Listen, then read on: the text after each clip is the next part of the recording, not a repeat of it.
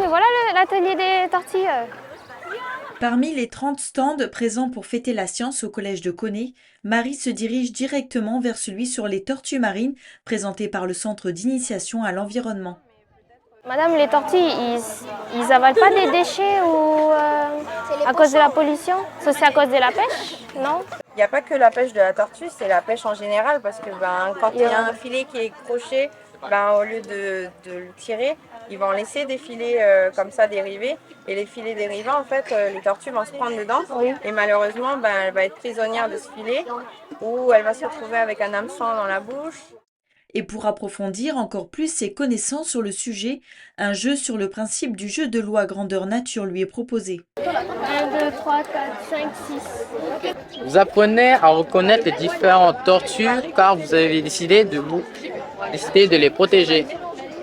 C'était bien, en plus on pouvait apprendre comment préserver les tortues et j'aimerais bien préserver cet animal parce que c'est un peu comme un joyau de notre pays. On va aller voir les ateliers où ils créent de l'aloe vera.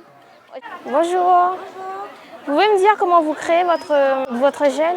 Vous la lavez une fois, ensuite vous enlevez les piquants et on va le mixer pour en faire du gel. Et pour être au top, on le filtre. Angelina, tu veux pas essayer? Angelina, essaye. Allez. La prof de STL, de biotechno, de STL, c'est elle qui organise. Le fait que les lycéens nous fassent découvrir leur filière professionnelle, ça permet aussi de voir comment je vais choisir mon parcours plus tard. Moi, je pourrais faire des cosmétiques, comme ça, pas besoin d'acheter au magasin.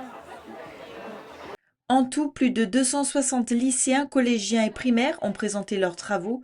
Pour Jessica, l'organisatrice, c'était une aubaine afin de remettre la science au goût du jour. Notamment pour développer l'esprit critique, pour ne pas prendre au pied de la lettre tout ce que l'on nous annonce, ce qui était une grande polémique pendant la pandémie Covid. Et remettre la science au goût du jour et faire réfléchir les élèves et se poser des questions, expérimenter et étendre leur domaine de compétences. Et on a une vingtaine du coup de scientifiques, ce qui nous montre un chiffre d'environ 700 personnes sur le site, sans compter les visiteurs extérieurs.